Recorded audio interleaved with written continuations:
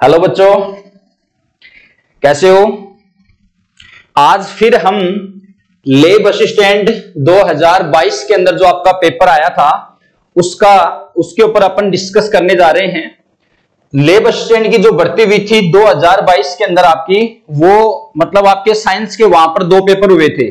एक तो पेपर हुआ था आपका 28 जून को और एक होता 29 जून को। तो पहले वाला जो पेपर है वो हमने कल सोल्व कर लिया था और आज हम जो अगले दिन जो पेपर हुआ था साइंस की मैं बात कर रहा हूं, ठीक है, उसमें भी फिजिक्स की, वो पेपर अभी अपन सोल्व करने जा रहे हैं।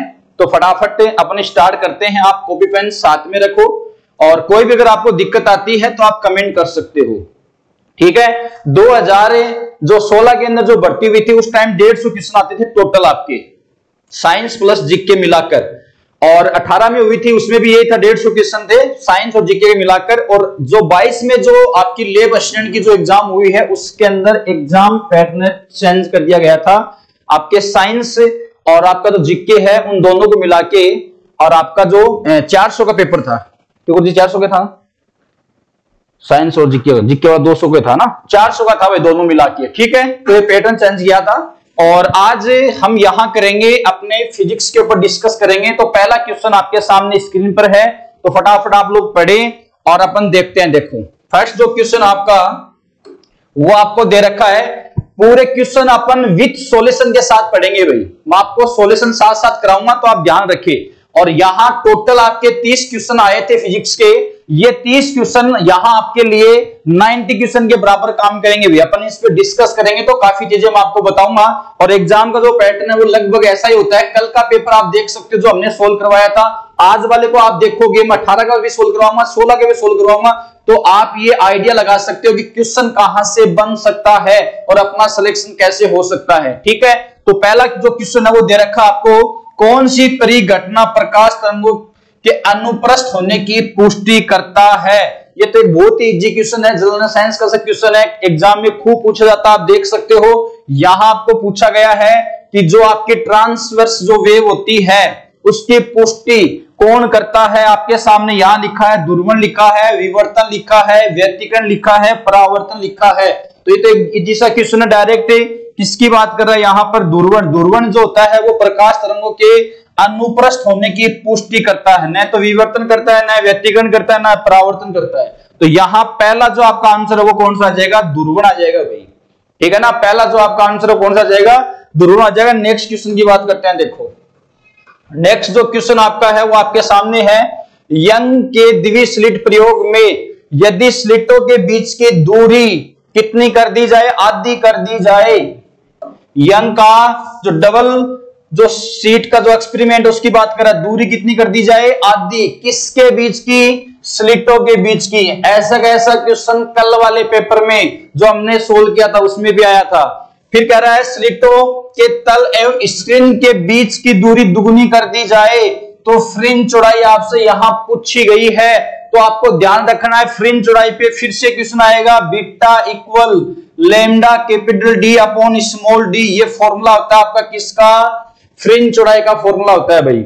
अब यहां आपको समझना, लैम्डा आपका क्या वेवलेंथ है, तरंग दैर्ध्य है, और डी क्या आपके सामने, स्मॉल डी क्या है। देखो ध्यान से, ये यहां कोई सोर्स है किसका, प्रकाश का, ठीक है। यहां दो स्लिट लगाई गई है, आप देख सकते हो ये दो स्लिट है। ये S1 सोर्स बन गया, ये S2 सोर्स बन गया। मतलब इसको क्या किया गया, दो भागों में यहां तोड़ा गया है। और ये आपका है स्मॉल डी, ये जो डिस्टेंस है आपकी स्मॉल डी है। ये आपका यहां पर्दा होगा जहां आपको फ्रिंज मिलने वाली है। तो ये जो स्लिट है और जो आपका पर्दा है इनके बीच की जो दूरी है वो है कैपिटल डी। आपको ध्यान रखना है क्या है भाई, कैपिटल डी। अब आपको जो दे रखा है वो उसमें लिख दो, आंसर बता दो, कोई दिक्कत नहीं है। स्मॉल डी क्या है, जो स्लिट है, ये स्लिट है भाई आपकी, इन स्लिटों के बीच की दूरी है स्मॉल डी। अब यहां दे रखा है यदि यदि स्लिटों के बीच की दूरी आधी कर दी जाए, मतलब डी को क्या करना है, आधा करना है, d/2 कितना करना है, d/2 करना है। फिर कह रहा है आपको स्लिटों के तल, स्लिटों को जो तल है और स्क्रीन जो आपकी है, स्क्रीन इनके बीच की जो दूरी उसको दुगुना कर दिया जाए। मतलब कि कैपिटल डी को कितना 2d करना है। तो आपको फ्रिंज चौड़ाई बतानी है तो आप बता सकते हो, इसमें लिखोगे बीटा इक्वल ये आपका लैम्डा है, डी को कर दिया 2d अपॉन स्मॉल डी को कर दिया d/2। 2 को ऊपर भेज दो मतलब पहले कितनी थी फ्रिंज चौड़ाई ये थी, अब कितनी होगी बीटा डैश मान लो, कोई दिक्कत नहीं है। तो ये कितना हो जाएगा, इसको सोल्व करोगे तो ये 2 ऊपर चला जाएगा, एक 2 ये है, 2 2 जाएगा 4 lambda capital D upon small D. मतलब पहले की आप देख सकते हो, इसको मैं लिख सकता हूं क्या, इसको आगे लिखा जा सकता है 4 इंटू बीटा, मतलब पहले की 4 गुना, पहले की 4 गुना, मतलब ऑप्शन नंबर फर्स्ट आपका यहां आ जाएगा। फॉर्मूला ध्यान रखना है, जो मैंने बातें बताई वो ध्यान रखना है, बड़े ही काम की है। बात करते हैं नेक्स्ट क्वेश्चन की।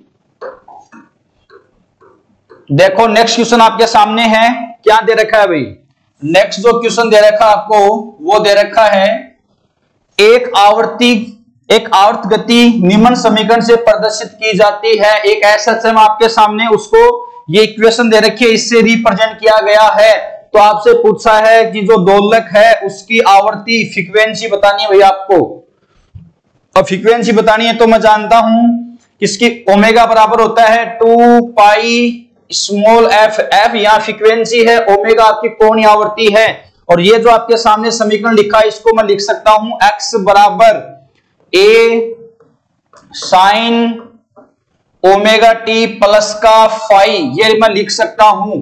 तो कुछ नहीं करना है आपको, इससे कंपेयर करना है। तो आप देख सकते हो ये जो 0.1 है ये तो आपका एम्पलीट्यूड है, आयाम है 0.1, एक की वैल्यू है। साइन अपनी जगह आप देख सकते हो, ओमेगा टी, ये जो टी दिख रहा है कितना, ये 200 टी, 200 टी है। इसका मतलब जो 200 है, 200 जो है वो किसकी वैल्यू है, वो ओमेगा की वैल्यू है। किसकी वैल्यू भाई, ओमेगा की। ये 0.5 यहां आपके पास में क्या है, फेज है भाई, ठीक है ना, क्या ये कलांतर, तो मैं ओमेगा की लिख सकता हूं 200, कितना लिख सकता हूं 200, क्योंकि आप कंपेयर करोगे तो ओमेगा की वैल्यू आपके सामने आ जाएगी, इक्वल आ जाएगा 2 पाई स्मॉल एफ, ये 2 कट जाएगा इससे कितनी बार, ये 100 आ जाएगा, पाई को इसके नीचे भेज दो, किसकी वैल्यू आ गई आपकी, एफ की। आपसे ये पूछा है तो 100 अपॉन पाई हर्ट्ज, क्या आ जाएगा 100 अपॉन पाई हर्ट्ज, मतलब पहला ऑप्शन आपके सामने आंसर आ जाएगा। ठीक है, बात करते हैं नेक्स्ट क्वेश्चन की। आप देख सकते हो नेक्स्ट क्वेश्चन क्या दिया भाई आपको, नेक्स्ट क्वेश्चन दिया आपको ये वाला, देखो ये आपके सामने नेक्स्ट क्वेश्चन है, इसको आप देख सकते हो, ये आपका व्हीट स्टैंड सेतु है भाई। और व्हीट स्टैंड सेतु जो होता है उसकी संतुलन की जो अवस्था होती है उसके अंदर लिखा जाता है P बट्टे Q बराबर होता है R बट्टे S। संतुलन की अवस्था, संतुलन की अवस्था का मतलब क्या हो गया कि IG equal 0, very very important condition. IG मतलब गैलोमीटर में जो करंट है, यहां जो गैलोमीटर लगा है इसमें जो करंट है I का जो मान है वो है 0, उसे बोलते हैं संतुलन की अवस्था। और ऐसी अवस्था होती है, इसको बोलते हैं, ये P है, ये Q है, ये आपका R है, ये आपका S है। तो मैं लिख सकता हूं P बट्टा Q बराबर R बट्टा S। अब वैल्यू रख दो, 2/4 इक्वल ये कितना है 3, तो 3 बट्टा, अब यहां R है तो R का मान क्या हो, मतलब दोनों इक्वल होने चाहिए। तो आप देख सकते हो ये 2/4 है, 2 दूनी 4, 3 दूनी कितना आएगा, इसकी जगह R की जगह 6, अगर R की जगह 6 कर दूं तो 3 दूनी 6, 1/2 बराबर 1/2, दोनों बराबर आ गए, मतलब बराबर होने चाहिए, कहने का मतलब यही है। इधर 2/4 है, इधर 3/6 है, अभी दोनों इक्वल है या नहीं है, 1/2 1/2, इसका मतलब R का मान कितना आ जाएगा आपका आंसर होगा 6। कितना होगा आपका आंसर है 6 होगा भाई। तो ये ध्यान रखना आपको, आप क्वेश्चन को पढ़ सकते हो, मैंने क्वेश्चन को पढ़ा ही नहीं, देखो ध्यान से, निम्न परिपथ में यदि गैलोमीटर में विक्षेप शून्य है, वही बात है कि कुछ और, वही बात है, तो प्रतिरोध R का मान होगा। तो आपको R का मान बताना था, देख सकते हो। नेक्स्ट क्वेश्चन देखो फटाफट, नेक्स्ट क्वेश्चन दे रहेगा आपको बल आघूर्ण का एसआई मात्रक है। कल भी हमने चर्चा की थी, मैंने फॉर्मूला लिखवाया भी था, वेरी वेरी इंपॉर्टेंट। जो टॉर्क होता है उसको लिखा जाता है आरएफ। अगर आप इसको वेक्टर फॉर्म में लिखोगे तो लिखा जाएगा tau equal vector r cross vector F, ये वाला आएगा। तो आप आपके सामने ये फॉर्मूला डायरेक्ट पूछा जा सकता है, क्योंकि कल का जो पेपर था उसमें जो क्वेश्चन था वो कौन सा था भाई, वो था L equal vector r cross vector p, ये वाला था कल वाले में। अब यहां हमें बल आघूर्ण टॉर्क जो होता है उसकी यूनिट पूछी है, उसका मात्रक पूछा है, तो मात्रक पूछा है, तो ये आर अपने पास एक डिस्प्लेसमेंट है, दूरी है मतलब, तो इसका आ जाएगा मीटर, और ये फोर्स है तो इसका कितना है न्यूटन, तो न्यूटन इंटू मीटर मैं इसको लिख सकता हूं, तो न्यूटन इंटू मीटर आपको दिख रहा है सी वाला आ जाएगा, ध्यान रखना है। और इसके लिए एक फॉर्मूला और भी होता है, टो बराबर आई अल्फा, मैंने कल लिखवाया भी था, वेरी वेरी इंपॉर्टेंट, 2016 में यहां से क्वेश्चन आया था। और एल बराबर होता है आई ओमेगा, यहां से भी 2016 में क्वेश्चन आया था, एल बराबर आई ओमेगा। तो आप लोग देख सकते हैं इन क्वेश्चनों को, अपन आगे बात करते हैं।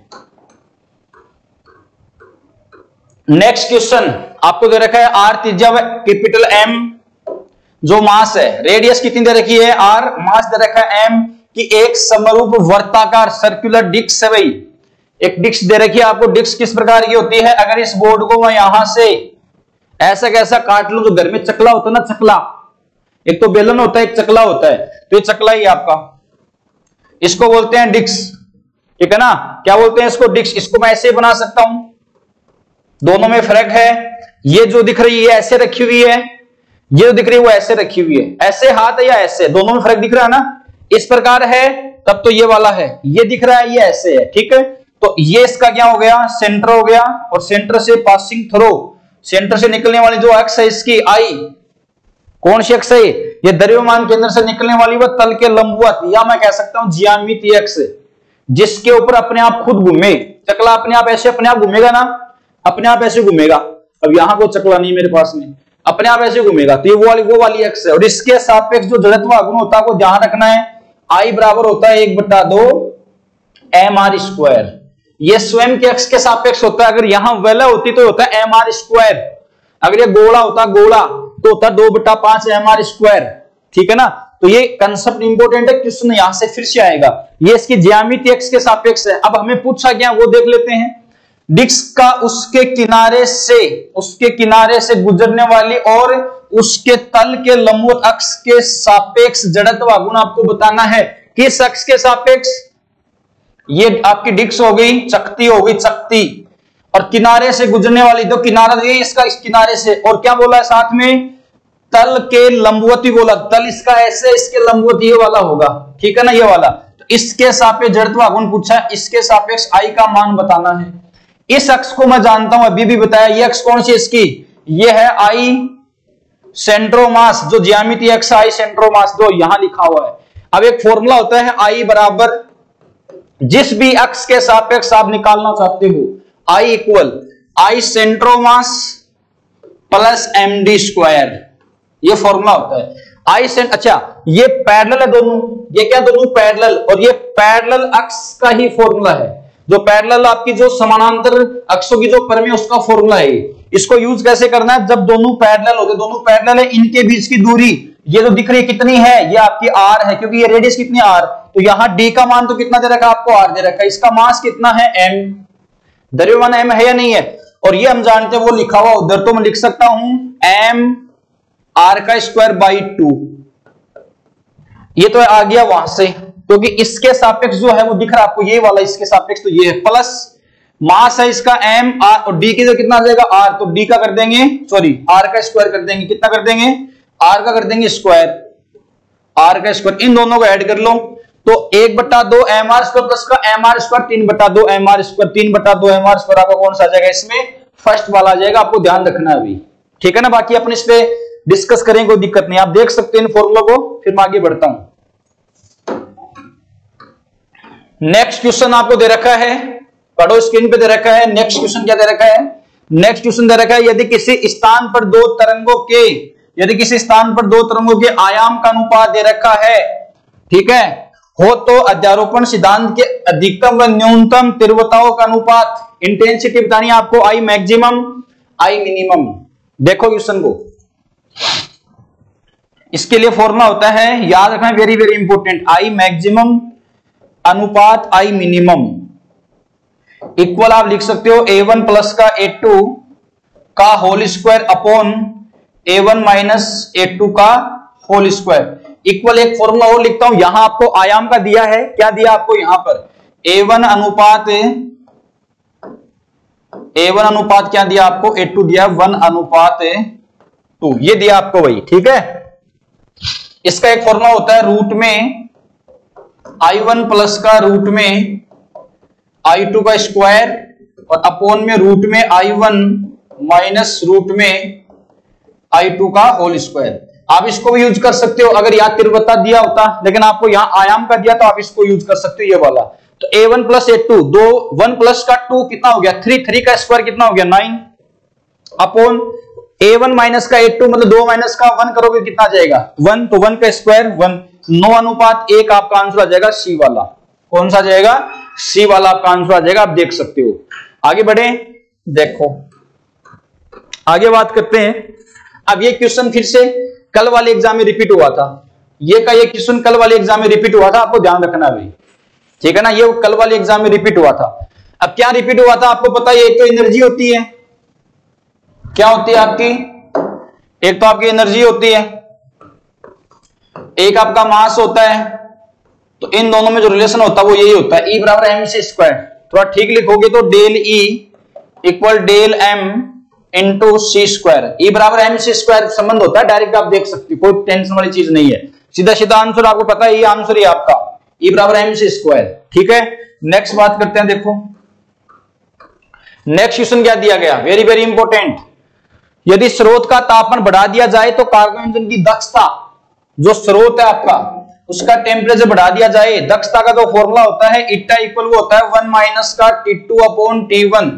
ये इंपॉर्टेंट फॉर्मूला, ये क्वेश्चन लगभग एग्जाम में बन जाता है, आपके एग्जाम में बना है और फिर से बनेगा। थोड़ा मैं समझाने की कोशिश करता हूं। ये आपका कौन है? ये स्रोत है भाई, सोर्स। क्या ये? सोर्स है जिसका टेम्परेचर है T1।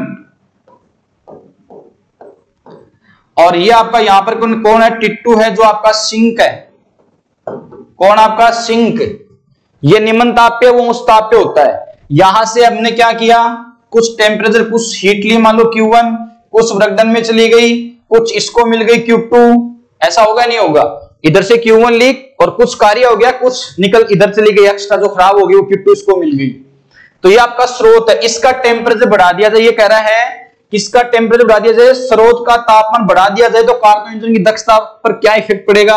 अपरिवर्तित रहेगी, नगण्य हो जाएगी, बढ़ेगी, घटेगी। तो थोड़ा समझते हैं। पहली बात तो आपको बता दूं, वेरी वेरी इंपॉर्टेंट है, कार्बन इंजन की जो दक्षता है वो किस पे डिपेंड कर रही है? वो सिंक व स्रोत के तापमान पे डिपेंड कर रही है। ये क्वेश्चन भी आगे एग्जाम में पूछा जा सकता है। किस पे डिपेंड करती है? सिंक व आपका जो स्रोत है सिंक उसके ताप पर।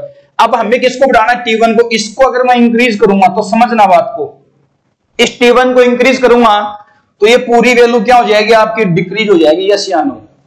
समझ सकते हो कि मान लो ऊपर 10 लिखा हुआ है, नीचे मान लो 2 लिखा हुआ है।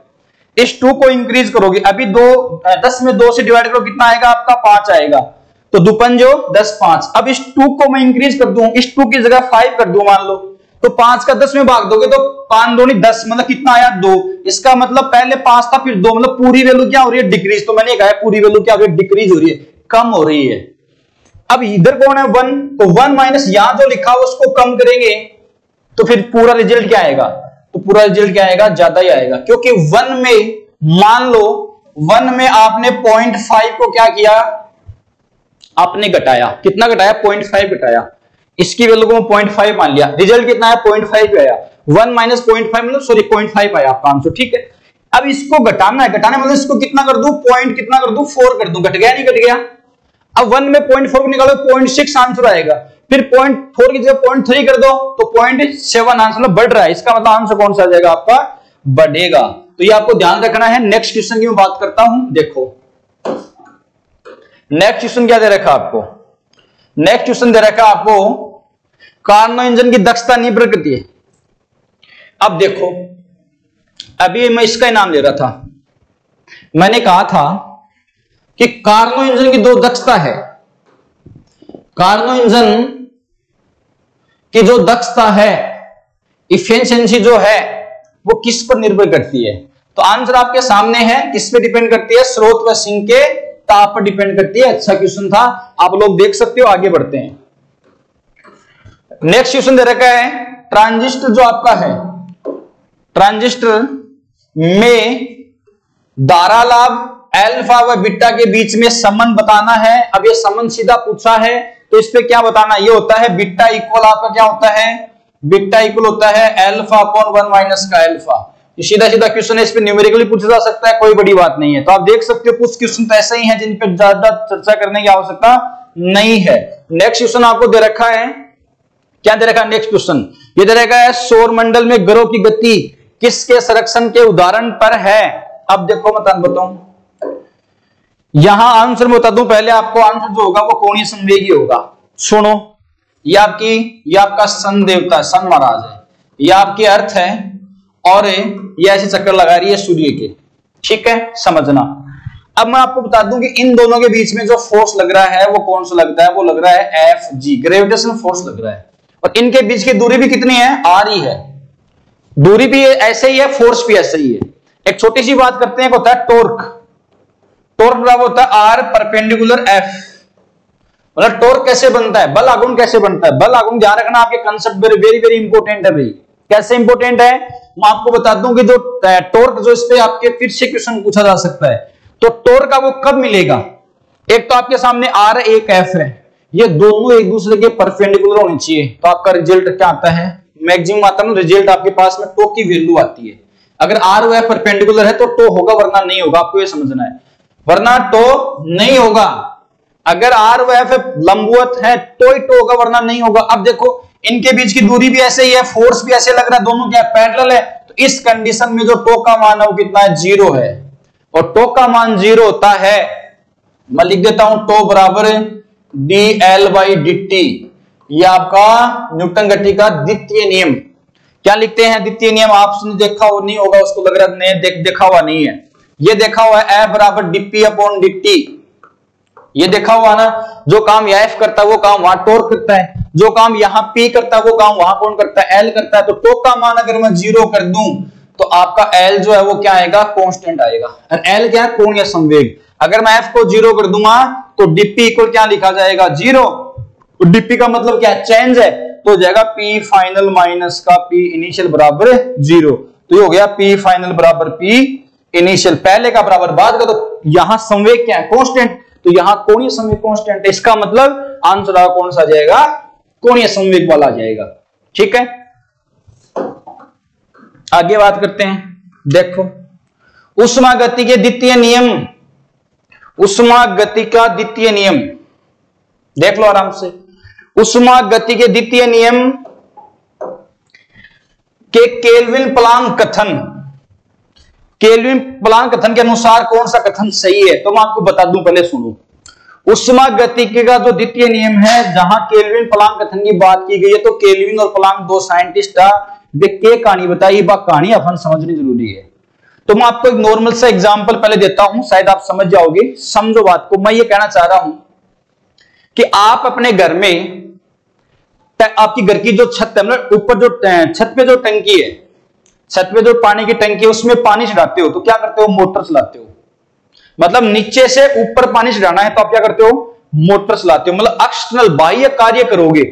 मोटर क्या करेगी, बाह्य कार्य करेगी, पानी को ऊपर पहुंचा देगी। ऐसा होगा नहीं होगा? क्या पानी नीचे से अपने आप ऊपर जा सकता है, छत पे नहीं जा सकता। मतलब हमें नीचे से ऊपर पानी चढ़ाना है तो हमें मोटर चलानी पड़ेगी। अब मैं ये कह दूंगी छत का जो पानी है उसको नीचे लेके आना, तो मोटर चलाओगे क्या, नहीं चलाओगे। मतलब मोटर चलाने की आवश्यकता नहीं, वो अपने आप हाई से लो, मतलब छत से नीचे अपने आप आ जाता है। यस या नो? तो वैसे ही आप समझो कि जो उष्मा होती है वो गर्म वस्तु से ठंडी वस्तु की ओर अपने आप प्रवाहित होती है, अपने आप फ्लो होती है, हीट जो होती है आपकी, ठीक है ना, किससे, हॉट से और आपके कोल्ड की ओर, ठीक है ना, गर्म वस्तु से ठंडी वस्तु की ओर अपने आप। अगर मान लो ठंडी वस्तु से और गर्म वस्तु के अगर पहुंचानी है हीट को, तो हमें बाह्य कार्य करना पड़ेगा, एक्सटर्नल वर्क करना पड़ेगा। यह कहानी बताइए एक तो। दूसरी बात ये, अभी मैंने यहां एक डायग्राम बनाया था कि जो आपका स्रोत था उससे मैंने उष्मा ली थी, क्या ली थी, Q1 उष्मा ली थी, और मैंने कहा कुछ तो कार्य में चली गई और बच गई, वो कहां चली गई आपकी, Q2 के पास, मतलब सिंक के पास चली गई Q2। ऐसा तो पॉसिबल है, लेकिन ऐसा पॉसिबल नहीं है कि इधर से हमने जो Q1 हीट ली थी Q1 और वो पूरी की पूरी कार्य में बदल जाए, मतलब इस Q2 को कुछ ना मिले। मतलब इधर से Q1 ली किससे, स्रोत से, और पूरी कार्य में कन्वर्ट हो जाए, ऐसा पॉसिबल नहीं है। जहां थारी गाड़ी है, ठीक ना, कम पेट्रोल डलवाया गाड़ी में, पेट्रोल डलवाया, विश्व की बनी हीट बनी, वह हीट आई और गाड़ी चल रही, कार्य कर रही है। क्या आपने जो गाड़ी में पेट्रोल डलवाया है वो पूरा कार्य में पूरा गाड़ी को चला रहा है, नहीं, कुछ धुएं के रूप में पीछे निकल जाता है, तो वो धुएं के रूप में निकल जाता है, वो किसको मिलता है, Q2 को। तो ऐसा पॉसिबल नहीं है। इसका मतलब क्या हुआ, ऐसा पॉसिबल हो जाएगा तो इंजन की जो दक्षता है वो कितनी हो जाएगी, 1 हो जाएगी। अगर ऐसा पॉसिबल हो जाएगा तो इंजन की दक्षता कितनी हो जाएगी, 1 हो जाएगी। जो उष्मा ली वो पूरी पूरी कार्य में बदल जाए। तो कहने का मतलब जो आपकी दक्षता होती है ना, वो हमेशा क्या होती है, जो ईटा होती है वो लेस देन 1, मतलब 1 से कम ही होती है, 1 के बराबर भी नहीं होती है, 1 से कम ही, ज्यादा होने का तो मतलब ही नहीं है, 1 से क्या होती है, हमेशा कम। तो जो मैंने कहानी बताई, एक तो लो से हाई, ठंडी वस्तु से गर्म वस्तु की अगर उष्मा प्रवाहित होगी तो बिना बाह्य कार्य के नहीं हो सकती, बाह्य कार्य करना पड़ेगा। तो देखो ऑप्शन देखो, गर्म उष्मा भंडार से उष्मा पूर्णतः कार्य में परिवर्तित हो सकती है। गर्म उष्मा भंडार से उष्मा पूर्णतः कार्य में परिवर्तित हो सकती है, नहीं हो सकती। अभी बताया गर्म वस्तु से ली पूरी कार्य में परिवर्तित हो सकती है क्या, नहीं हो सकती। तो ये तो नहीं हो सकता आपका। उष्मा इंजन की दक्षता 1 से कम होगी, मतलब आंसर मिल गया, उष्मा इंजन की जो दक्षता वो 1 से कम होगी। आगे पढ़ के देख लो, ठंडी उष्मा भंडार, ठंडी उष्मा भंडार, ठंडी उष्मा भंडार से उष्मा गर्म उष्मा भंडार में, मतलब ठंडी से गर्म में बिना बाह्य कार्य के स्थानांतरित हो सकती है, बिना बाह्य कार्य के स्थानांतरित हो सकती है क्या, नहीं। आप अपने घर में जो टंकी का पानी है, नीचे जो आपके टंकी है ग्राउंड पे, उस पानी को आप छत पे चढ़ाओगे तो आपको मोटर चलानी पड़ेगी। ये कह रहा है बिना बाह्य कार्य के पॉसिबल है, नहीं पॉसिबल है, ये भी नहीं हो सकता। तो इस प्रकार से आप देख सकते हो आपका आंसर कौन सा आ जाएगा, उष्मा इंजन की दक्षता वो 1 से क्या होगी, कम ही होगी, आपको यहां समझना है। ठीक है, नेक्स्ट क्वेश्चन, नेक्स्ट क्वेश्चन आपको दे रखा है, देखो ये क्वेश्चन आपके सामने है। यदि V A और अक्ष क्रम से किसी सरल आवर्त गति करने वाले कण के वेग, त्वरण, विस्थापन है, वेलोसिटी, एक्सेलरेशन, डिस्प्लेसमेंट है, तो माध्य स्थिति में किसकी बात कर रहा है भाई, माध्य स्थिति की बात कर रहा है। माध्य स्थिति पर क्यों क्या होगा, मतलब ये कहानी आपको बताई है, इसके लिए मैं एक डायग्राम बनाता हूं, देखो वो डायग्राम आपको समझना, चलो यही बना देता हूं। ऐसे ये आपका एसएसएम कर रहा है कोई पार्टिकल, बात को समझना, कल मैंने डिस्कस किया था इसके ऊपर, वेरी वेरी इंपॉर्टेंट। इसको बोलते हैं माध्य स्थिति, माध्य स्थिति। ये डायग्राम बना रहा हूं, बड़ा ही काम का, ये माध्य स्थिति है। रस्सी से कोई गोला उसको लटका रखा है, माध्य स्थिति है उसकी, यहां रुका हुआ है, इसको यहां लाके छोड़ोगे ये इधर आएगा, तो ऐसे एसएसएम करेगा नहीं करेगा, ऐसे एसएसएम करेगा नहीं करेगा, करेगा। यहां जाके रुकेगा भी एक बार, ऐसे जाएगा, फिर ये इधर भी जाएगा, ऐसी बात नहीं है। अब यहां ये इसकी माध्य स्थिति है, ये इसकी कौन सी स्थिति है, अधिकतम विस्थापन की स्थिति है। ठीक है, तो यहां अक्ष का जो मान है वो कितना आपका 0 है, अक्ष का मान कितना यहां पर 0 है, और ये माध्य स्थिति तो अक्ष बराबर कितना हो जाएगा आपका A, मतलब अधिकतम विस्थापन की अवस्था वो आपकी A हो जाएगा। ठीक है, आगे समझो। अब थोड़ा सा मैं आपको समझाऊं, रस्सी से यहां गोले को लटका रखा है, इसको मैं यहां लाके छोड़ दूंगा, ये वापस इधर आएगा नहीं आएगा, इधर कौन लेके आएगा, शायद कोई ना कोई फोर्स है जो इसको इधर लेके आया, यस या नो, यस। ये कहां तक काम करेगा, इसकी मीन पोजीशन तक। जैसे ही इधर आया, स्पीड इसके पास कुछ ना कुछ है, ये माध्य स्थिति से आगे निकल जाएगा, जैसे आगे निकलेगा फोर्स ऐसे काम करेगा, मतलब इसको रोकेगा धीरे धीरे, और यहां जाके रोक लेगा, रोक लिया, फिर वापस इधर आए, क्यों, फोर्स ऐसे काम कर रहा है। स्पीड बढ़ाएगा कहां तक, मीन पोजीशन तक, जैसे मीन पोजीशन के इधर जाएगा फोर्स ऐसे धीरे धीरे घटाएगा, कहां तक, यहां 0 कर देगा, वापस लाएगा। कहने का मतलब कि ये यहां इसकी माध्य स्थिति है, तो फोर्स हमेशा किधर लगता है, माध्य स्थिति की ओर ध्यान रखना है। मतलब माध्य स्थिति में फोर्स कितना हो जाएगा आपका 0, माध्य स्थिति में फोर्स 0 है, लेकिन जैसे माध्य स्थिति इधर जाए या इधर जाए, ये हमेशा ऐसे काम करता है। और मैक्सिमम डिस्प्लेसमेंट है आपका, वहां पर वेलोसिटी कितनी हो जाएगी 0, यहां वेलोसिटी कितनी हो जाएगी आपकी 0। क्यों जाएगी 0, क्योंकि यहां जाके रुकेगा, फिर स्पीड से थोड़ा और आएगा, कि फोर्स इसकी स्पीड को बढ़ाएगा कहां तक, माध्य स्थिति तक। जैसे माध्य स्थिति के इधर फोर्स ऐसे स्पीड को कम करने लग जाएगा। इसका मतलब अधिकतम वेलोसिटी कहां, इसकी माध्य स्थिति में, मतलब यहां इसका v क्या है, मैक्सिमम है। कितना v, मैक्सिमम। अब फोर्स जो आपको दिख रहा है रिस्टोरिंग फोर्स, ये अगर माध्य स्थिति में 0 है तो आपका एक्सेलरेशन भी कितना यहां पर 0 ही होगा, एक्सेलरेशन भी यहां पर क्या होगा 0 ही होगा, दिख रहा होगा शायद। माध्य स्थिति में फोर्स भी 0, तो एक्सेलरेशन क्यों, ए बराबर क्या लिखते हो, ए बराबर लिखते हो ma, तो a 0 होता है b 0, यस या नो।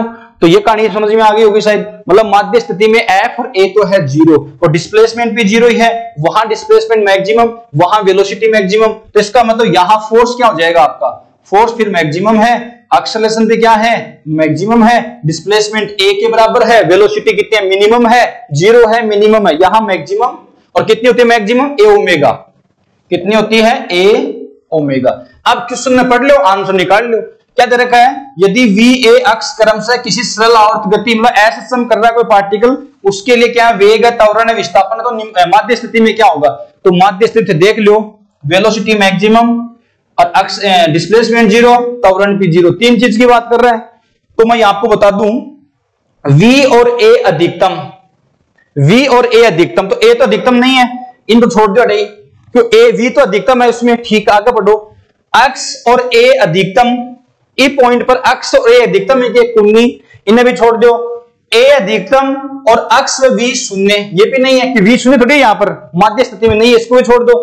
a तो अधिकतम और x और a शून्य, देख लो आपका चौथा वाला आंसर आ जाएगा भाई। जो मैंने कहानी समझाई है उस कहानी के अनुसार फोर्थ वाला आपका क्या आ जाएगा, आंसर आ जाएगा। ये ध्यान रखना आपको, इस माध्य स्थिति में वेलोसिटी मैक्सिमम होगी, और वेलोसिटी मैक्सिमम होगी, ध्यान रखना इसकी गतिज ऊर्जा, इसकी काइनेटिक जो एनर्जी है वो भी मैक्सिमम होगी, और स्थितिज ऊर्जा जीरो।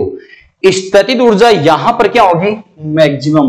क्वेश्चन यहां ये भी पूछा जा सकता है, स्थितिज ऊर्जा यहां मैक्सिमम, गतिज ऊर्जा मिनिमम, यहां गतिज ऊर्जा अधिकतम, स्थितिज ऊर्जा मिनिमम। इसका मैं दोनों का योग करूं, स्थितिज प्लस गतिज, वो हमेशा क्या रहेगी, कांस्टेंट रहेगी पूरे एसएचएम में। कल वाली एग्जाम में आया था वो क्वेश्चन, देख लेना चाहिए आप लोग जाके। आगे बढ़ते हैं, देखो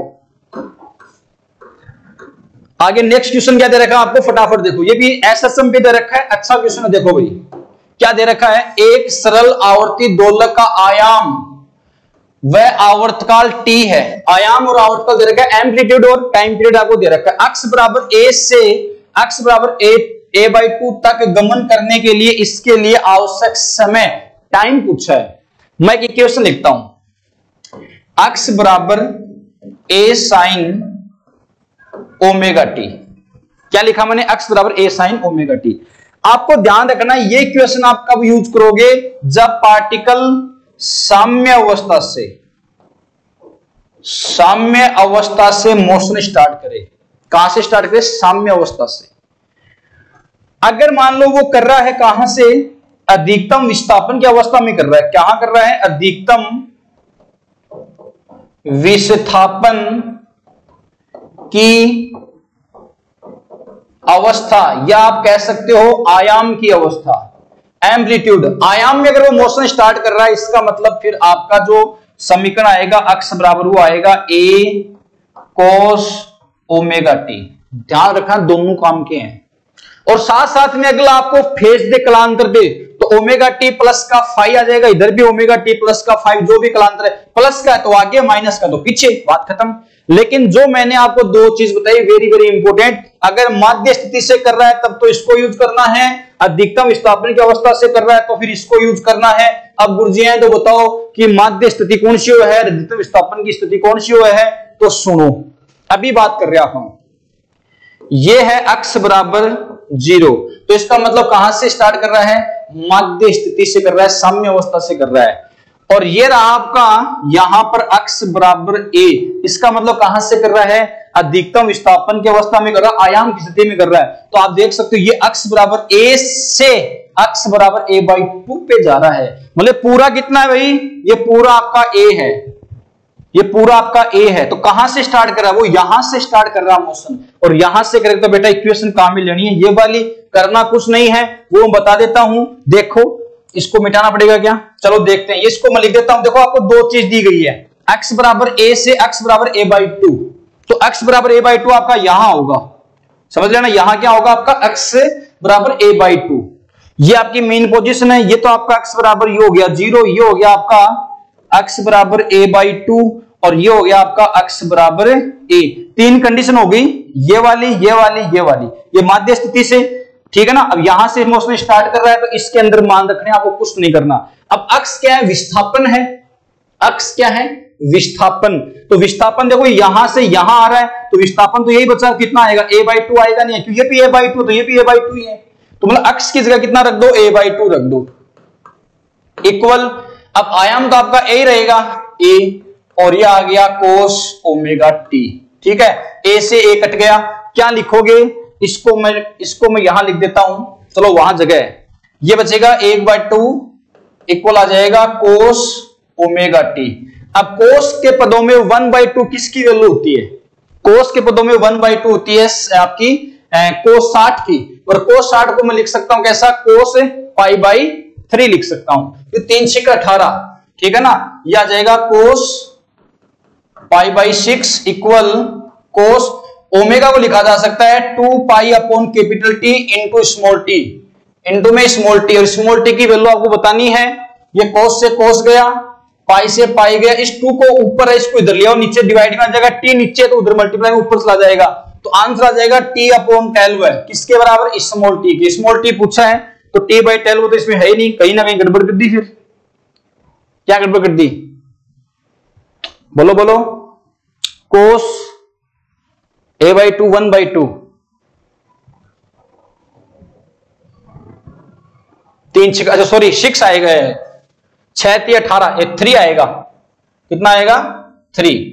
कितना आएगा भाई यहां पर? π/3, क्योंकि कोस 60 का मतलब π/3। 3 6 18, 3 6 18, ठीक है ना। 3 6 18 मतलब पाई का मतलब 180/3 तो हो गया 60। अब 2 को इधर ले 6, तो कितना हो जाएगा? फिर ये 6 आ जाएगा भाई। यहां पर कितना आ जाएगा? T/6। कौन सा आ जाएगा? थर्ड वाला आ जाएगा। निकलोगा, देखता हूं मैं क्वेश्चन कितने बच्चे हैं, अभी बता देता। 16 15 क्वेश्चन और बच्चे। नेक्स्ट क्वेश्चन क्या दे रखा है? बैठो 5 मिनट से, अभी तो 8 ही मुझे 8 ही मुझे बैठो 5 मिनट। नेक्स्ट क्वेश्चन पढ़ो भाई, क्या दे रखा है? क्या दे रखा है आपको? अगर बायस के अंदर पीएन संधि डायोड में जो हार्सी क्षेत्र आपका जो है उसकी चौड़ाई, हार्सी क्षेत्र की चौड़ाई पूछी है भाई। किसके अंदर पूछी है? अगर के अंदर। 2 चीज होती है मैं आपको बताता हूं, एक तो होता है अगर और एक आपका बायस हो गया। साइंस सावधान, अगर और बायस, ठीक है। अगर के अंदर जो चौड़ाई आपकी वो तो होती है घटती है, और बायस के अंदर बढ़ती है भाई। ये 2 आपके पास, तो आप आंसर देख लो भाई अपना।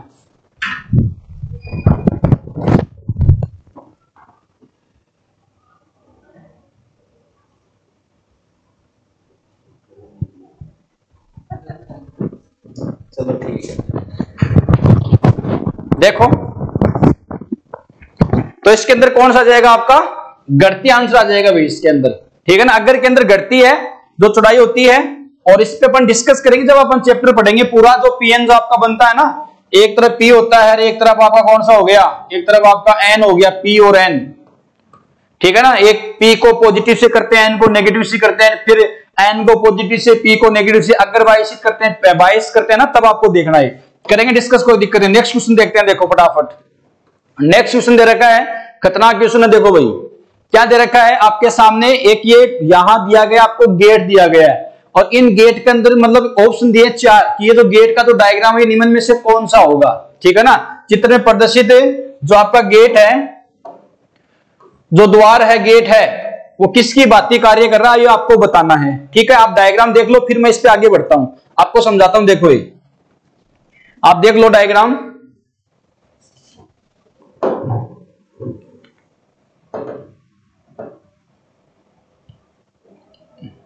अब देखो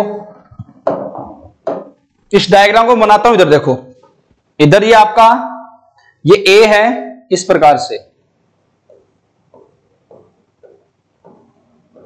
फिर ये ऐसे आया,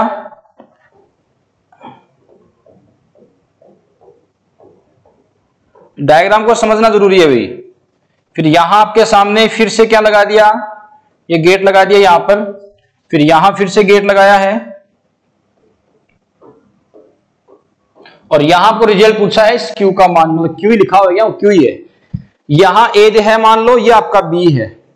3 गेट होते हैं, थोड़ा डिस्कस कर सकते हो। एक तो होता है और गेट, उसकी शेप कुछ इस प्रकार की होती है भाई। कैसी होती है शेप? इस प्रकार की होती है। देखो ये तो आपका कौन सा गेट है? सॉरी, ये जो गेट आपको दिख रहा है ये आपका और है, जो क्या करता है, ये आपका ए है, ये आपका बी है। यहां जो आएगा वो आएगा a+b, मतलब ये ऐड करता है। क्या करता है? और गेट तो ऐड करता है। एक होता है आपका एंड, और एंड जो होता है वो कुछ इस प्रकार का होता है भाई। ये आपका ए, या आपका बी, ये करता है ए डॉट बी, यहां क्या आएगा रिजल्ट, ए डॉट बी आएगा। एक होता है आपका नॉट गेट जो उल्टा करता है, क्या करता है आपका उल्टा, यहां ए है तो यहां ए बार आ जाएगा, बार का मतलब उल्टा करना, ठीक है। और ए व बी की वैल्यू आप ले सकते हो, अपने पास में दो वैल्यू होती है, एक 0 और एक 1, दो ही वैल्यू अपन ले सकते हैं। इस पे अपन ज्यादा डिस्कस करेंगे जब पढ़ेंगे, मैं थोड़ा बहुत समझाने की कोशिश कर रहा हूं।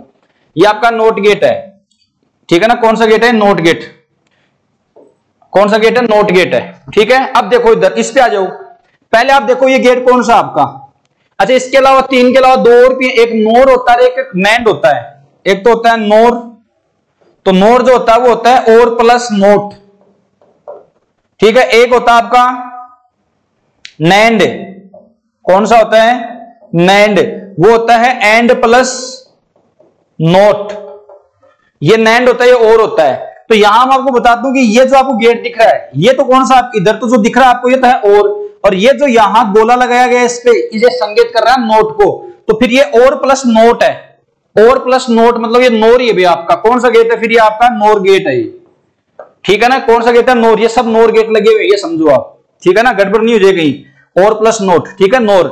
अब आपको यहां रिजल्ट बताना है, क्वेश्चन थोड़ा सा अच्छा स्टैंडर्ड लेवल का दिया गया भाई, आसान क्वेश्चन नहीं दिया गया था, देखो अब यहां जो आपके पास में आ रहा है वो ए आ रहा है, अगर ये देखो ए आया, फिर यहां दो भागों में टूट गया, दोनों जगह कौन आएगा, ए, मतलब लघुपति तो हो गया, आपस में मिल गए, मतलब ये मिल गए, तो हमेशा ध्यान रखना बाहर जो रिजल्ट आएगा वो कितना आएगा, ए बार ही आएगा, सीधा सीधा डायरेक्ट रखना। आया भी कैसे, जैसे ए की वैल्यू आपने यहां 0 ली और यहां भी 0 ली, और गेट नहीं पहले और है, और क्या करता है, ऐड करता है, 0 प्लस 0 0 आएगा, 0 का उल्टा क्या हो जाएगा 1, इसलिए मैंने डायरेक्ट क्या कर दिया, इस ए का उल्टा कर दिया, यहां बी है तो यहां डायरेक्ट कौन आ जाएगा, बी बार आ जाएगा, ये थोड़ा आपको समझना है, ठीक है। अब इधर से तो कौन आया आपका, यहां तो आया आपका ए बार और यहां आया आपका बी बार, इसका मतलब ये कौन आपका फिर और गेट है, इसके आगे लगा हुआ नोट, तो पहले और गेट क्या करेगा, दोनों को ऐड कर देगा, समझना बात को, तो और गेट क्या करेगा, ए बार प्लस बी बार, मैं यहां लिख रहा हूं ए बार प्लस का बी बार, ये काम किसने किया, आपके और गेट ने। फिर ये लगा हुआ नोट, तो इसके ऊपर फिर से बार लगा दो, फिर से बार आ जाएगा इसके ऊपर, आ गया ना। इसको मैं क्या लिख सकता हूं, इसको मैं लिख सकता हूं ए बार बार प्लस बी बार बार, क्यों, ए बार बार प्लस बी बार बार, ठीक है। अब इसको और क्या लिखा जा सकता है, इसको लिखा जा सकता है ए बार बार को लिखा जा सकता है ए, कैसे लिखा जा सकता है, ये तो अपन भाई कंसेप्ट पढ़ेंगे तब समझेंगे, ए बार बार प्लस ये बी बार बार को लिखा जा सकता है बी, मतलब ये जो आपके सामने आया इसको मैं ये लिख सकता हूं, इसका मतलब यहां जो आपको दिख रहा है उसको मैं ए प्लस बी लिख सकता हूं, और ये जब यहां पहुंचेगा तो क्या होगा, देखो फिर से सिंगल आ गया, फिर से सिंगल आ गया, सिंगल आ गया, इसका मतलब यहां जो लिखा हुआ है ये देखो सिंगल ही है, यहां जो लिखा उसका उल्टा करना है, तो यहां जो लिखा हुआ उसको मैं लिख सकता हूं ए प्लस बी, तो ए प्लस बी का क्या आ जाएगा आपके सामने, ए प्लस बी का आ जाएगा बार, ए प्लस बी का क्या आ जाएगा, बार आ जाएगा, ये आपका आंसर है। अब ये किस गेट को फॉलो कर रहा है ये हमें देखना पड़ेगा, देखो यहां ये सिंगल था तब मैंने ए बार किया था, अब यहां देखो ये अलग था ये अलग था, तो दोनों को ऐड करके बार किया है, तो कंफ्यूज मत हो जाना, दोनों को ऐड किया ए बार प्लस बी बार, फिर उसका बार किया, देखो अब यहां ये सिंगल बच गया ना, फिर से तो सिंगल ही है भाई, इसमें भी ए बार बी बार का बार आएगा, इसमें वो ही आएगा, तो डायरेक्ट क्या करना उसका उल्टा, और इसको मैं लिख सकता हूं कुछ ऐसा, इसलिए मैंने ऐसा कर दिया तो आपको आसान हो जाएगी। अब ए प्लस बी, इसका मतलब एक तो इसके अंदर और गेट है, फिर उसका बार है, तो देखो ध्यान से इसको देखो, फिर से अपने पास नोर गेट ही आ रहा है, मतलब और गेट पहले तो ऐड कर दो दोनों को, फिर नोट का मतलब उनका उल्टा कर दो, तो वो आपका कौन सा होता है, नोर ही होता है, मतलब ये हो गया, इधर से आया ए इधर से आया बी, इसका मतलब फिर यहां कौन सा होना चाहिए आपका और होना चाहिए, फिर उसका उल्टा करना है, तो पहले तो आप ए प्लस बी कर दो, फिर उसका उल्टा कर दो, ये काम कौन करता है, नोर गेट, तो आपका आंसर कौन सा आ जाएगा, सी वाला आ जाएगा भाई, ठीक है। नेक्स्ट क्वेश्चन देखते हैं, आप देख सकते हो इसको, देखो नेक्स्ट जो क्वेश्चन आपको दे रखा है स्क्रीन पर है, थोड़ा सा इसको बड़ा करते हैं, ज्यादा बड़ा हो गया थोड़ा, ये देखो क्या दे रखा है, एक बंद ऑर्गन पाइप और एक खुले ऑर्गन पाइप का समान मूल आवृत्ति पर ट्यून, एक तो अपने पास में बंद ऑर्गन पाइप और एक खुला ऑर्गन पाइप है, समान मूल आवर्ती की बात कर रहा है, पर ट्यून किया जाता है तो उनकी लंबाइयों का अनुपात बताना है। सीधा सा क्वेश्चन, ज्यादा कुछ नहीं है। बंद ऑर्गन पाइप की बात करता हूं, खुले की बात करता हूं, तो जो आवर्ती होती है N1 बराबर वो होता है V/4L1। किसके लिए भाई? ये आपके बंद के लिए। और खुले की बात की जाएगी तो लिखा जाएगा N1 बराबर V/4L2। ये फॉर्मूले होते हैं दोनों के। आपको निकालना है L1 L2, तो आप रेशियो बना सकते हो दोनों का और इसको सोल्व कर सकते हो, कोई टेंशन वाली बात नहीं है। इनका रेशियो तो करना जाएगा आपको। ये हो जाएगा V/4L1 अपॉन हो जाएगा ये 2 है भाई, यहां पर 2 आएगा, यहां 2 आएगा भाई। किसके लिए? खुले के लिए 2 आएगा, ठीक है ना। ये बंद वो खुला, उसके लिए 2 आएगा। इनका क्या निकालना है? लंबाई निकालनी है, तो लंबाई आपके सामने है V/2L1। L1 इसको L2 कह दिया है ना, ये L2 है, ये L2 है, ठीक है ना। ये किसके लिए है? ये आपका खुले के लिए, ये बंद के लिए। रेशियो बनाओगे V से V गया और ये 2 हो गया, ये 1 हो गया, तो 2 और 1। तो इसको थोड़ा लिखना पड़ेगा फिर मेरे को, 1/2L1 और इंटू 1 हो गया ना, ये 1 मतलब L2 ही कर दूं बट्टा 1। तो आपका ये कितना आ गया रेशियो? L2/L1, L2/L1 गड़बड़ कर दिया गया। 1:2 आएगा, 2:1 आएगा। ये कट गया, ये कट गया, ये नीचे है, ये भी नीचे है, ये ऊपर वो नीचे। 1:2 आएगा फिर इसका, ये वाला आ जाएगा 1:2, ठीक है ना। और आप देख लेना, गड़बड़ नहीं, लिख के देख लेना भाई, ठीक है। आगे बात करते हैं। देखो नेक्स्ट क्वेश्चन क्या दिया है? ध्वनि स्रोत को किस गति से चलना चाहिए? एक तो स्रोत होता है और एक होता है आपका सुनने वाला, ठीक है ना। एक तो स्रोत जहां से ध्वनि उत्पन्न होती है, सोर्स जो होता है, एक सुनने वाला होता है ऑब्जेक्ट, प्रेक्षक कह सकता हूं, श्रोता कह सकता हूं उसको। ये स्रोत, वो श्रोता, प्रेक्षक स्रोत, ये सोर्स, वो ऑब्जेक्ट, ठीक है। इसका वेग पूछा आपसे, इसका पूछा भाई, VS पूछा आपसे, ध्यान रखना है, ठीक है। किस गति से चलना चाहिए जिससे किसी प्रेक्षक मतलब ऑब्जेक्ट को आभासी जो आवृत्ति है, आभासी आवृत्ति जो इमेजिनरी आपकी है ना, आभासी, ठीक है, प्राकृतिक आवृत्ति जो उसकी रियल आवृत्ति, किसकी? सोर्स की। ये जो सोर्स है इसकी प्राकृतिक आवृत्ति जो रियल आवृत्ति है वो तो प्राकृतिक सोर्स की। आभासी आवृत्ति इसको सुनेगी, ठीक है। आभासी आवृत्ति प्राकृतिक आवृत्ति की आदि के समान प्रतीत हो, मतलब आदि सुनाई देवी। तो एक को मान कितो है, तो एक बात सुनो, एक की अगर आवृत्ति मान लो n है, बात को समझना, तो इसकी जो आवृत्ति है वो बेटा होगी n/2।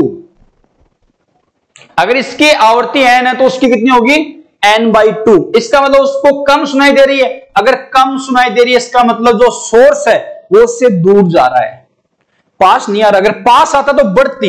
ये थोड़ा आपको लॉजिकली समझना है, मतलब दूर जा रहा है। कौन है? ये सोर्स दूर जा रहा है, इसलिए उसको कम सुनाई प्रतीत हो रही है। तो इसका जो फॉर्मूला होता है वो होता है n डैश, मतलब आभासी आवृत्ति इक्वल जो रियल आवृत्ति, कोष्टक में V माइनस का V0 अपॉन V माइनस का VS, ये होता है बेसिक फॉर्मूला। और जो ध्वनि होती है, ध्वनि उसकी जो डायरेक्शन ली जाती है वो ली जाती है सोर्स से ऑब्जेक्ट की ओर। सुनने वाला कौन है? हम। सोर्स से हमारी तरफ आएगी तो ध्वनि की डायरेक्शन क्या होगी? सोर्स से ऑब्जेक्ट की ओर होगी। ये आपको ध्यान रखना है। तो ये किसकी डायरेक्शन है? ध्वनि की। किसकी है? साउंड जो आपका ध्वनि जो उसकी डायरेक्शन है। अगर आप ध्वनि की दिशा में चल रहे हो तब तो लेना है पॉजिटिव। कौन चल रहा है? आप हो V0, ऑब्जेक्ट चल रहा है, सोर्स VS। अगर ध्वनि की दिशा में चलते हैं तब तो लेना है प्लस, ध्वनि के विपरीत चलते हैं तो लेना है माइनस। ये कंसेप्ट बड़ा इंपॉर्टेंट, ये भी ध्यान रखना है। मैं इसमें रख रहा हूं, इसका मान दिया गया है n/2। ये अपने पास में n, V है। V कौन है? V है आपकी ध्वनि का वेग 332 मीटर पर सेकेंड, ठीक है ना। और माइनस का V0 जैसे ये खड़ा है, ये अपनी जगह खड़ा है, इसका मतलब इसका वेग कितना है? 0 है। अपॉन में V माइनस का VS। अब VS जा रहा है इधर, तो ध्वनि के अपोजिट है, इसको इधर लेंगे तो माइनस लेंगे। एक माइनस पहले से फॉर्मूले के अकॉर्डिंग माइनस माइनस हो जाएगा प्लस का VS। इन्हें सोल्व कर लो तो आराम से आ जाएगा भाई। ये n से n कट गया, 1/2 equal V upon V plus का VS। इसको इधर भेज दो तो ये हो जाएगा V प्लस का VS इक्वल, इसको इसके साथ मल्टीप्लाई कर दो, ये हो जाएगा 2V। तो Vs का जो मान आ जाएगा वो आ जाएगा 2v माइनस का v बराबर आ जाएगा v, मतलब ध्वनि के वेग से चलना चाहिए उसको, ये वाला आ जाएगा। ठीक है, देख सकते हो, स्क्रीनशॉट ले लो, आगे बात करते हैं। आगे देखो नेक्स्ट क्वेश्चन, दो आवेशों के मध्य बल का मान 200 न्यूटन है। दो आवेश हैं, फटाफट देखो भाई, ज्यादा टाइम नहीं लेते हुए। दो आवेश हैं, एक आवेश तो मान लो ये है, ठीक है, और एक आवेश आपका यहां रखा हुआ है। इनके बीच में जो बल लग रहा है F वो दे रखा है 200 न्यूटन, फोर्स दे रखा है 200 न्यूटन। यदि आवेशों के बीच की दूरी, इनके बीच की दूरी कितनी है, r है, और फॉर्मूला जो होता है F बराबर होता है K Q1 Q2 बट्टा होता है R का स्क्वायर, Q1 Q2 मान लो। ठीक है, ये बेसिक फॉर्मूला होता है। आवेशों के बीच की दूरी दुगुनी कर दी जाए तो बल का मान होगा, आवेश के मध्य की दुगुनी कर दो, क्या दिक्कत आ रही है। अभी ये फोर्स, फिलहाल फोर्स फॉर्मूला जो वो आपके सामने ये है, चार्ज को कुछ नहीं किया है, के तो वैसे कांस्टेंट, बल आपका 200 बता रहा है, इसको दुगुना कर देंगे, नया जो फोर्स आया वो कितना आया, F डैश बराबर K Q1 Q2 ऐसे कैसे, क्योंकि इनमें कोई चेंज नहीं किया है, कोई बात नहीं। अपॉन में कितना जाएगा, दूरी को कर दिया दुगुना, तो 2r का होल स्क्वायर। F डैश का जो मान आ जाएगा वो आ जाएगा K Q1 Q2 बट्टा 2 दूनी 4 और r का आ जाएगा स्क्वायर। ये लिख सकता हूं कैसा भाई, दूरी को तो चेंज किया, दुगुना किया है। F डैश नया जो बल है वो यही होगा, चार्ज में कोई चेंज नहीं, आवेश में कोई बदलाव नहीं है, वैसे के वैसे K यहां नियतांक है, K Q1 Q2 बटा r स्क्वायर। अब आपको दे रखा है इस F का मान दे रखा है 200 न्यूटन, मतलब इसका मान दे रखा है आपको 200 न्यूटन दे रखा है। अब ध्यान से देखो, इसको क्या लिख सकते हो, सॉरी ये 4 को हटा दो, किसको हटा दो, इसकी बात कर रहा है वो, इसको क्या लिख सकते हो, इसको लिख सकते हो F, और F का मान कितना 200, तो 200 बट्टे 4 आएगा, नहीं आएगा, तो 200 बट्टे 4 आ जाएगा आपका आंसर। तो 4 पंजो 20, 50 न्यूटन। 50 है क्या ऑप्शन में, ये ऑप्शन में नहीं होता, टेंशन हो जाएगा कई बार, क्यों जा भाई ऑप्शन में को, कैलकुलेशन में गड़बड़ कर दी, क्यों हो जाता है कभी कभी, कोई खास बात नहीं है, एग्जाम में नहीं होना चाहिए, बार बार प्रैक्टिस करोगे, खूब सारी प्रैक्टिस करोगे तो कुछ नहीं होता, सब अच्छा होता है। कोई दिन था यार तब हमें कुछ आता नहीं था, और आज ये नहीं कहता मुझे बहुत कुछ आता है, लेकिन ये है कि मेहनत करते हैं तो चीजें जरूर समझ में आती है, बिल्कुल अपने को चीजों का पता लगता है। और कभी मैंने रटने की कोशिश नहीं की सब्जेक्ट को, ये सब्जेक्ट ही ऐसा है, बड़ा इंटरेस्टिंग है, इसको जितना पढ़ोगे उतना ज्यादा आएगा आपको, ठीक है ना, करत करत अभ्यास। तो देखो आप इसको, आगे बात करते हैं। नेक्स्ट क्वेश्चन, कई बार गड़बड़ मेरे से भी हो जाती है, ऐसी बात नहीं है भाई, होती रहती है, आपसे भी हो सकती है, कोई खास बात नहीं है। नेक्स्ट क्वेश्चन क्या दे रखा है, नेक्स्ट क्वेश्चन कह रहा है आपसे 4q small Q capital Q, ये कैपिटल 4q था ना, आवेश x अक्ष पर क्रमशः x बराबर 0, x बराबर L/2, x बराबर L बिंदुओं पर स्थित है, तो q का वह मान जिसके लिए आवेश q पर कार्यरत बल का मान 0 होता है। देखो मैं समझाता हूं, ऐसे एक तो यहां रखा आपका 4 कैपिटल Q, ये रखा आपका कैपिटल Q, यहां रखा है स्मॉल q, पूरी जो दूरी है वो कितनी आपकी, ये पूरी L है, इनके बीच की कितनी होगी तो L/2, इसका मतलब ये भी कितनी आएगी, इधर वाली भी कितनी आ जाएगी, L/2 आ जाएगी। ठीक है, ये आपके सामने था कंसेप्ट, क्वेश्चन यही दे रखा आपको, ठीक है ना, क्वेश्चन आपको ये दे रखा है। अब बताना क्या है, Q पर पहली बात, इसके ऊपर F जो नेट है, कुल जो बल है उसको शून्य करना है। उस कंडीशन में जो स्मॉल q है इसकी वैल्यू क्या होगी, इसकी वैल्यू वो आपको बतानी है। तो देखो क्या होता है, दो आवेश है, एक तो यहां रखा वो, एक यहां रखा ये दोनों जो आवेश हैं इनके द्वारा इस कैपिटल Q पर लगने वाला जो फोर्स है वो 0 होना चाहिए, मतलब इसके कारण लगने वाला फोर्स और इसके कारण लगने वाला फोर्स होना चाहिए 0। तो पहली बात तो आप ये समझ जाओ, दोनों अगर विपरीत दिशा में हैं, अपोजिट हैं, और इनका जो मैग्नीट्यूड है, परिमाण है, वो भी इक्वल है, इसका मतलब फिर कितना जाएगा, फोर्स 0 हो जाएगा। F नेट 0 का मतलब अपन कह सकते हैं टोटल फोर्स को ऐड कर दो और उसको 0 के बराबर कर दो, या फिर इसके कारण लगने वाला फोर्स और इसके कारण लगने वाला फोर्स को इक्वल कर दो। तो पहले समझते हैं, ये प्लस का 4q है, इसको क्या करेगा, इससे दुश्मनी करेगा, इसको दूर भगाएगा। सेम नेचर में क्या होता है, दुश्मनी होती है, अपोजिट नेचर में क्या होता है, प्यार होता है। प्लस माइनस तो प्यार करते हैं, प्लस प्लस या माइनस माइनस उनमें होती है दुश्मनी। ये थोड़ा आपको समझना, याद रखना, इसलिए बता रहा हूं। ये इससे कर रहा है दुश्मनी, अब ये भी प्लस का ही है तो ये भी दुश्मनी करेगा। अब दोनों दुश्मनी करेंगे तो क्या काम चालू हो गई, एक को तो प्यार करना पड़ेगा, तभी डायरेक्शन अपोजिट, और वो वही क्या रहेगा, संतुलन की अवस्था में रहेगा, स्थिर रहेगा। अब दो आवेश हैं, एक प्यार करे एक दुश्मनी करे तो काम चल जाएगा, दोनों दुश्मनी करे दोनों प्यार करे तो भी ठीक नहीं है, ठीक है ना। अब इस आदमी को दोनों ही प्यार करने लग जाएं तो फिर तो मामला खराब हो जाएगा ना, इसलिए ये क्या करेगा, इससे दुश्मनी करेगा, तो फिर इसको प्यार करना पड़ेगा। ये प्यार कैसे कर सकता है, जब इसका नेचर कैसा हो, अपोजिट, ये माइनस का होना चाहिए। तो पहली बात आंसर जो आएगा वो माइनस में आएगा, या तो ये आएगा या फिर ये आएगा, दो ऑप्शन तो आपके हट गए, यहां से डायरेक्ट हट गई, ठीक है। तो ये माइनस का, तो फिर ये इससे क्या करेगा, प्यार है, क्या करेगा, प्यार इसको आकर्षित करेगा।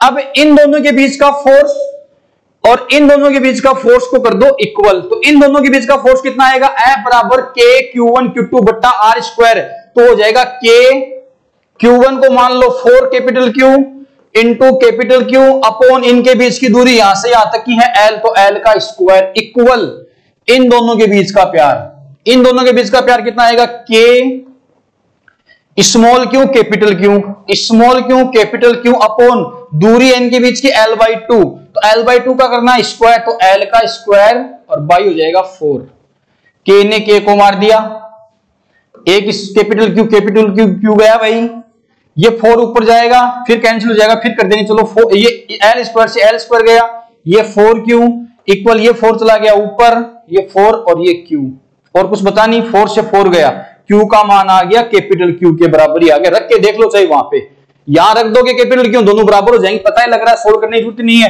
तो आंसर कौन सा आ जाएगा आपका, बी वाला आ जाएगा भाई, ठीक है। तो ये कंसेप्ट ध्यान रखना है, ठीक है ना, कौन किससे प्यार करेगा कौन किससे दुश्मनी करेगा, तुम लोग भी सबसे दुश्मनी मत करना, तुमसे कोई दुश्मनी करता है तो आपको कोई ना कोई प्यार करने वाला जरूर मिलेगा भाई, हाँ, ये नेचर का नियम है, फिजिक्स पूरी नेचर से जुड़ी हुई है, ऐसी बात नहीं है, नेचर से जुड़ी हुई है, आप इसको फील कर सकते हो। नेक्स्ट क्वेश्चन दे रखा है आपको, क्या दे रखा है, एक खगोलीय दूरदर्शी की आवर्धन क्षमता 10 दे रखी है और उसके अभिनेत्र नेत्र जो आंख होती है, नेत्र लेंस की फोकस दूरी दे रखी है 20 सेंटीमीटर, तो इसके लिए अभिदर्शी लेंस की फोकस दूरी बतानी है। सीधा फॉर्मूला होता है m बराबर FE बटा F नॉट, गलत लिख दियो, गलत लिख दियो भाई, देखो क्या होता है इसका फॉर्मूला, इसका फॉर्मूला होता है F not upon FE, E मतलब आई, हार्डली आई है ना, आंख है, ठीक है, बताना क्या है, F नोट बताना है, तो सीधा ये F नोट बराबर M इंटू FE, M को मान कितो 10 से आगा आगो इधर है 10 से, और E को मान कितो 20, 10 गुना 20, तो F नोट को जो मान आगो वो आगो 200 सेंटीमीटर, ऑप्शन में नहीं मिल रहा तो गड़बड़ हो जाएगी, छोड़ो, देखो भाई आ गया 200 सेंटीमीटर, अब आंसर मिल गया तो फिर दिक्कत कहां है, क्यों, आंसर मिलना चाहिए। देखो नेक्स्ट क्वेश्चन, नहीं मिले तब गड़बड़ हो जाती है ना। नेक्स्ट क्वेश्चन दे रखा है, भुजा ए वाले एक घन के विद्युत अभिवाह, मतलब विद्युत फ्लक्स की बात कर रहा है, विद्युत फ्लक्स है फाई, किसकी बात कर रहा है, इलेक्ट्रिकल फ्लक्स की बात कर रहा है भाई, किसकी बात कर रहा है, इलेक्ट्रिकल फ्लक्स। और ये देखो कई बार हिंदी नहीं समझ में आता तो इंग्लिश समझ में आ जाए, दोनों वर्ड थोड़ा बहुत सीख लिया, इलेक्ट्रिकल फ्लक्स, ठीक है, तो विद्युत फ्लक्स दे रखा आपको फाई, इसका मान क्या होगा, इसकी वैल्यू क्या होगी यदि जो साइड है भुजा है उसको कर दें डबल कर दिया जाए, तो मैं आपको बता दूं पहले काम की चीज कि जो आपका फ्लक्स जो होता है, फ्लक्स जो होता है वो शेप एंड साइज पे डिपेंड नहीं करता, ठीक है ना, जो फ्लक्स होता है किसके लिए, गॉस जो थ्योरम है गॉस ने बताया था, तो बंद पृष्ठ, ये देखो किस यहां जो फ्लक्स है वो शेप एंड साइज, बंद पृष्ठ के शेप एंड साइज मतलब आकार व आकृति पर निर्भर नहीं करता। अब साइड ने कितनी डबल कर दी तो फ्लक्स पे कोई प्रभाव मरो फाई आओगे, लेकिन आगे बढ़ो कर दिया जाए और परिबद्ध आवेश को आधा कर दिया जाए, अब तो थोड़ा गड़बड़ हो जाएगा, आवेश को आधा कर दिया जाए, मैं फ्लक्स का फॉर्मूला लिख रहा हूं, फाई इक्वल टोटल आवेश अपॉन एप्सिलॉन नॉट।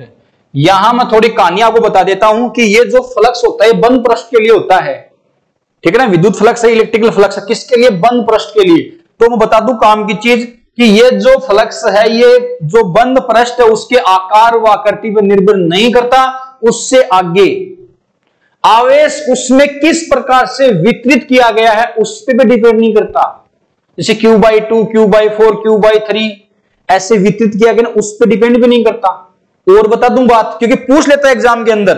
और ये कहां रखा है, बंद पृष्ठ के पोजीशन ऊपर रखा है, नीचे, दाएं, बाएं, रहना तो अंदर ही चाहिए, कि बाहर आवेश है उसका तो कोई मतलब ही नहीं है। बंद पृष्ठ की बात करें तो बंद पृष्ठ के अंदर ही आवेश होना चाहिए, लेकिन कहां रखा है उसकी पोजीशन क्या है उस पर डिपेंड भी नहीं करता।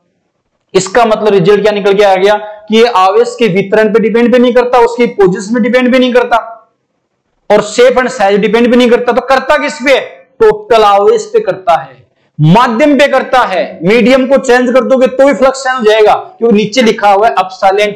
अगर माध्यम की बात करेगा तो फाई बराबर आ जाएगा Q/एप्सिलॉन, और एप्सिलॉन को लिखा जाता है एप्सिलॉन0 एप्सिलॉन r। तो फिर ये डिपेंड करता है माध्यम पर भी। इसका मतलब आवेश को आधा कर दूंगा तो फिर ये आधा हो जाएगा, तो आंसर आ जाएगा 5/2 आ जाएगा। ठीक है, ये कहानी थी, आगे बढ़ते हैं। नेक्स्ट क्वेश्चन, और बच्चे हैं भाई 4-5। देखो, बोर की द्वितीय जो अभिगति की व्याख्या निम्न में से किस सिद्धांत के आधार पर की जाती है? तो टिक भी ठीक लग रहा है। बोर की व्याख्या जो करी जाए वो कोणीय संवेग पर करी जाए है। तो थे इंडेक्स को सीधो थ्योरेटिकल क्वेश्चन है, कोई ज्यादा कोई रॉकेट साइंस कौन दे रखी। आगे बढ़ते हैं। देखो नेक्स्ट जो क्वेश्चन दे रखा है वो क्या दे रखा है, नेक्स्ट जो क्वेश्चन दे रखा है वो भी सीधा फॉर्मूले बेस पे दिया गया। आपको ध्यान रखना है, बोर की जो त्रिज्या है, कोणीय संवेग है, वेग है, गतिज ऊर्जा है, वो सारे फॉर्मूले आपको अच्छे से याद होना चाहिए, उन सब में रिलेशन पता होना चाहिए। क्योंकि यहां पूछा मॉडल के अनुसार मुख्य क्वांटम संख्या जो थारी n हुआ है, n बराबर 1 हुआ है, 2 हुआ है, 3 हुआ है, 4 हुआ है, 5 हुआ है, ये तारी मुख्य क्वांटम संख्या है। व कक्षा की त्रिज्या जो ऑर्बिट है उसकी जो रेडियस उसके साथ कैसा संबंध रखती है, तो r समानुपाती n का स्क्वायर। सीधा सीधा पूछा है, ध्यान रखना है। आगे बढ़ते हैं। नेक्स्ट क्वेश्चन देखो, नेक्स्ट क्वेश्चन आपको दिया, नाभिकीय रिएक्टर में निम्न में से कौन सा अवमंदन की तरह प्रयुक्त किया जाता है? अवमंदन के लिए कौन काम में लिया जाए? तो लिया जा है D2O होता है आपका भारी जल। कौन सा होता है? भारी जल। तो अपन देख सकते हैं। आगे बढ़ते हैं, ये थ्योरेटिकल वाले हैं तो देख लेना। नेक्स्ट क्वेश्चन आपको दे रखा है, दिए गए परिपथ में धारा I का मान बताओ। किरचॉफ के लॉ से पूछा है, दिए गए परिपथ में धारा का मान। इस डायग्राम को बनाता हूं। देखो इधर से तो आ रही है आपकी कितनी, 5 एम्पियर, इधर से आ रही है आपकी 4 एम्पियर, और इधर से आ रही है आपकी 2 एम्पियर। इधर जा रहा आपका I, वो आपको बताना है, और एक और लियो है, यो इधर निकल गया 7 एम्पियर। तो किरचॉफ का प्रथम नियम से लिया गया, किरचॉफ फर्स्ट लॉ। ये जो बीच में पॉइंट दिख रहा है, ये जंक्शन पॉइंट है, संधि बिंदु। तो संधि बिंदु की ओर आने वाली धारा बराबर होती है संधि बिंदु से दूर जाने वाली। आने वाली कौन कौन सी है? ये भी आ रही है, ये भी आ रही है, ये भी आ रही है। इन तीनों को जोड़ो, 5 और 2 7 और 4 11 एम्पियर। क्यों भाई? 7 और 4 11 बराबर जाने वाली कौन है? 7 है प्लस I है। I का मान बताना, 7 को इधर माइनस कर दो तो 11 माइनस का 7 बराबर आ जाएगा I। तो कितना बच गया भाई? 4 एम्पियर आपका आंसर आ जाएगा। अब 4 एम्पियर है को नहीं है 4 एम्पियर दे रखा ना, 4 एम्पियर। देखो इधर कितनी आई? 2, इधर कितनी आई? 5, इधर कितनी आई? 4। 3 1 जोड़ दो, कितनी चलेगी? 7 तो चलेगी। तो और कहां जाएगी? तो रास्ता यही तो जाने का, तो इसमें तो जाएगी। इसका I का मान है तो कितना आ जाएगा? 4। और किरचॉफ का प्रथम नियम किस सुरक्षा नियम की पालना करता है? आवेश सुरक्षा नियम की। जितना चार्ज आया, मतलब आवेश धारा ना, मतलब चार्ज आना, तो आवेश सुरक्षा नियम की पालना करता है प्रथम नियम। और द्वितीय नियम करता है ऊर्जा सुरक्षा नियम की। तो अपन बात करते हैं। आगे देखो नेक्स्ट क्वेश्चन, गाउस नियम से संबंधित कौन सा कथन सत्य है? नहीं, सत्य नहीं है। गौर करो इस चीज पे, सत्य नहीं है मतलब हम गलत कौन सा वो बताना है। तो गाउस को नियम माध्यम पर निर्भर करता है, अभी बताओ करे है। गतिशील या स्थिर अवस्था पर निर्भर करता है, गतिशील या स्थिर अवस्था मल्ला गड़बड़ी में है। कुल परिबद्ध आवेश पर निर्भर करता है, बिल्कुल करता है। परिबद्ध आवेश की मात्रा व प्रकृति पर निर्भर करता है, बिल्कुल करता है। अब मात्रा प्रकृति की कुल आवेश, प्रकृति का मतलब प्लस का या माइनस का है, क्योंकि आप इसको ऐसे समझ सकते हो, एक प्लस का Q है, एक माइनस का Q है, एक प्लस का 2Q है, तो टोटल आवेश कितना हुआ? 2q, AQ, 3q में AQ, 2q, टोटल आवेश 2q बचा। इसका मतलब प्लस माइनस पे डिपेंड करता नहीं करता है? तो किस पे नहीं करता? गतिशील स्थिर अवस्था पर निर्भर नहीं करता। ये आपका आंसर आ जाए, इस पे डिपेंड नहीं करता। ये आपका आंसर है भाई। ठीक है, आगे बात करते हैं। आगे अगर बात करें तो देखो नेक्स्ट जो क्वेश्चन दे रखा है वो क्या दे रखा है? हाइड्रोजन परमाणु की बामर श्रेणी में सबसे लंबी तरंग देने के लिए प्रतिबंध 29 का है ना, और ये कौन सा है? ये आपका 30 का है। इन दोनों क्वेश्चन को समझते हैं, देखो फटाफट। पहले थोड़ी सी मैं आपको कहानी बताता हूं, फटाफट वो देखो, फिर ये क्वेश्चन ही करेंगे। देखो ध्यान से, क्या है ये आपकी n बराबर है 1, ये है आपका n बराबर 2, ये है n बराबर 3, ये है n बराबर 4। थोड़ा तरीका बना दो, वो गैप ज्यादा होगा, फिर ये गैप कम, फिर ये गैप कम, फिर और कम कम, ऐसे चलता है। ऐसे चलेगा अनंत तक चलेगा। ये n इक्वल कितना आ जाएगा? अनंत। इसकी एनर्जी होती है माइनस का 13.6 वोल्ट, इसकी होती है माइनस का 3.4 वोल्ट, इलेक्ट्रॉन वोल्ट होती है भाई, है ना, इलेक्ट्रॉन वोल्ट। इसकी होती है माइनस का 1.5 इलेक्ट्रॉन वोल्ट, और आगे चलेंगे तो आ जाएगी 8.85 इलेक्ट्रॉन वोल्ट। ऐसे चलेगा। ये मैं आपको इसलिए समझा रहा हूं ताकि अपने को पता लग जाए कि क्वेश्चन जो दे रखे हैं उनको फटाफट हो जाए। देखो समझो, काम की चीज है। अनंत से ये इसको बोलते हैं, ये तो होती है आपकी लाइमन, ये होती है लाइमन श्रेणी। कौन श्रेणी होती है? लाइमन श्रेणी। ये हो गई आपकी बामर, और ये हो गई कौन सी आ गई फिर? पास्टन हो गई,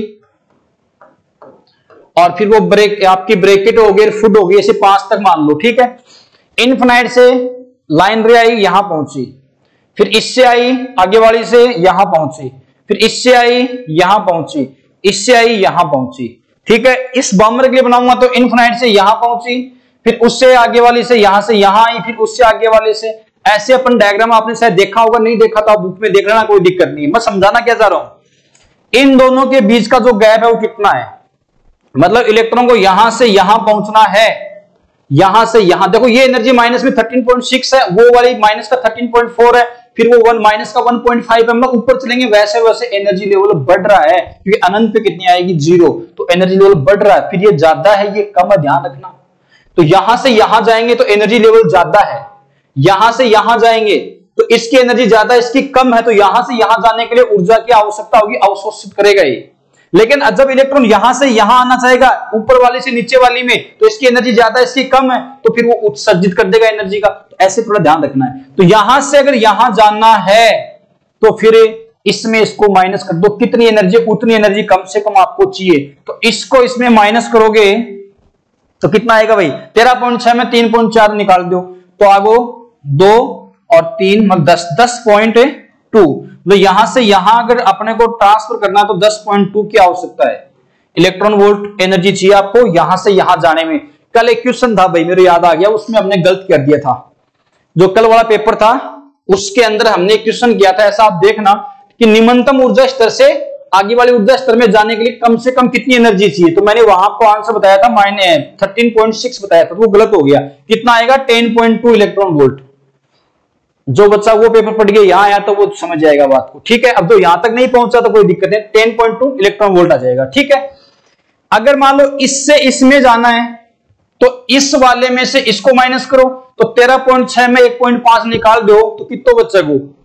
तो बचेगा 1, 6 में 5 गया, 13 में 1 गया 12, मतलब 12.1 इलेक्ट्रॉन वोल्ट।